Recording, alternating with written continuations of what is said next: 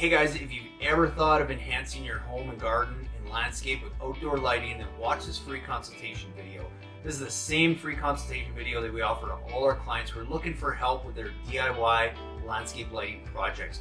We're going to show you what are the best lights to use and the best locations to get the best bang for your buck, as well as how to create the best effect possible with those lights. So to get your free consultation video, email me your pictures at cal@lightingdoctor.ca or go and visit us at lightingdoctor.ca, and be sure to check out our try it before you buy it light, where you can actually get one premium grade fixture, and the King Innovation Insta-Light is a battery operated pack that allows you to go and test the lights out on your property before you make any big purchases. So hopefully you get some great ideas from this video, and again, to get your own free consultation video, email me your pictures at cal@lightingdoctor.ca or go visit us at lightingdoctor.ca and check out our try it before you buy it light and see what's going to look great around your property.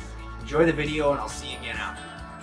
Hey Chase, thanks for the pictures. I'll kind of show you what I think I would probably do here, and give you some other ideas too you guys might want to work with. But because usually with path lighting, you know, to kind of like this area, I'd like to stagger it, but because everything's kind of balanced equally on both sides, I would probably keep them you know, the same distance on both sides. So I'd probably look at, you know, a path light down at the edge on both sides here. I'd probably try and get one in the middle, and then one more towards the corner here, and maybe even a little bit further back, so it not only lights this area but a little bit back here as well. So, you know, maybe 6 path lights here. If you only wanted to do 4 path lights, then I would probably just move this one more somewhere along here and then along there, and then you'd have kind of your 4 path lights that would light up this front walkway area. I think it would be beneficial, and it would look really nice because you guys have a very nice landscape here to do. A couple other things is I would probably actually look at some path lighting along this front edge here, and I think there was a better picture of that as well, but I'll get to the back here in a second. And I'll try and find that front picture that I was, but from this angle here, I think if you had, even if you had, you know, even just 2 path lights kind of in the mulch area just in front of the shrubbery here, I think would look really good. You'd have a nice balance with the path lighting here. This doorway is going to be highlighted with the mounted fixtures. You've got a couple very subtle path lights in here. And then on this side, I would probably even try and get an uplight, like an accent light on these shrubs that kind of get the shrub and the side of the house here where the windows are. And then you'd have a really nice balance across the front, but not overwhelming light. There wouldn't be a lot. You'd be looking at maybe, you know, say you did just the 2 path lights here, the 2 path lights here, and the 2 path lights on this side, your 6 path lights and 2 uplights. And then along the back, for these stairs, just for ease of maintenance, again, usually I would try and stagger the lights, but the last thing I want to do is put lights right in the grass here, and you got to start trimming around them. So I think just a series of, I would say no more than, you know, 3 to 4 path lights along this edge in front of the shrubs that highlight these stairs. So, you know, probably one up there, you know, another one there, and another one at the bottom. You could easily, I think, spread those out depending on how dark this area is. If it's very dark, you can probably spread them out a little bit further and get away with 3 path lights. If there is still a fair bit of light, whether it be street light or whatever, you probably want to add 4 path lights along this way. But if it's 3, you know, 1 up there, kind of 1 halfway, and then 1 down here, would do a really good job. So hopefully that helps give you guys some ideas. There's probably a lot more stuff you could do on this property. It looks like you have some amazing trees, amazing features and stuff, but that would be a great start. And like I always say with landscape lighting, you can always put some in and you can add down the road too. So hopefully that gives you a good start. And thanks again for the pictures, Chase. Hey guys, thanks so much for watching that video. I hope you guys got some great ideas for your own do-it-yourself landscape lighting projects. If you want your own free consultation video, like I said before, email me your pictures at cal@lightingdoctor.ca or go and visit us at lightingdoctor.ca, and be sure to check out our try it before you buy it light, again, where you get 1 premium grade fixture and a King Innovation Insta-Light battery operated demo kit that you can go and test those lights out on your property before you make any big purchases. So I hope to see you guys again soon, and again, go get your free consultations by emailing your pictures or visit us at lightingdoctor.ca.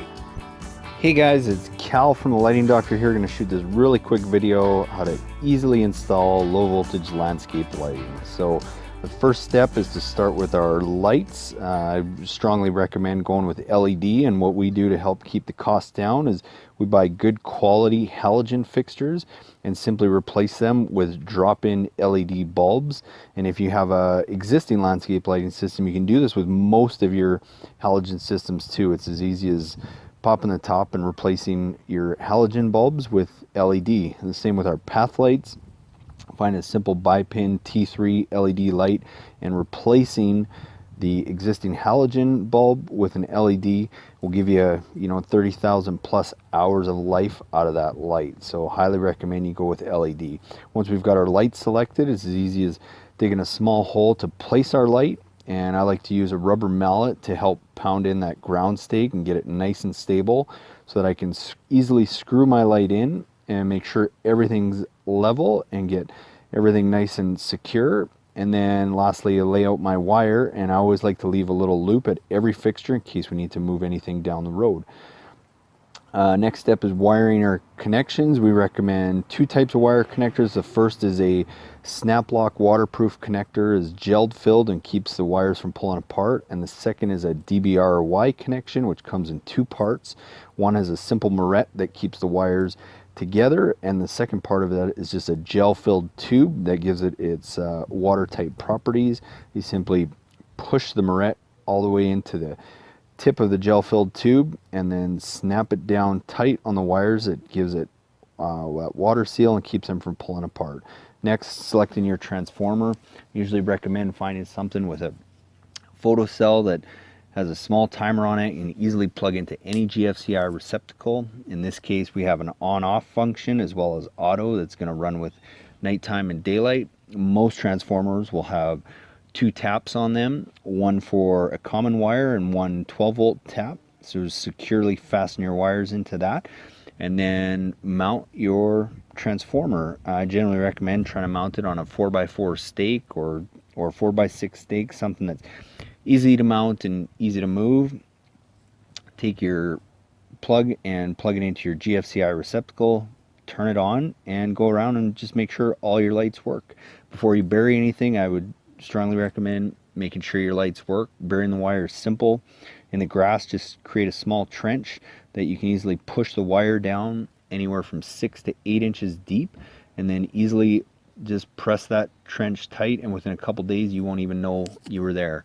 And if you're in the mulch, simply just pull the mulch back, dig a small trench, lay the wire down and bury it, and you're set to go. So hopefully that helped you quickly learn how to install low voltage landscape lighting. Please email us or follow us if you have any questions. Thanks for watching.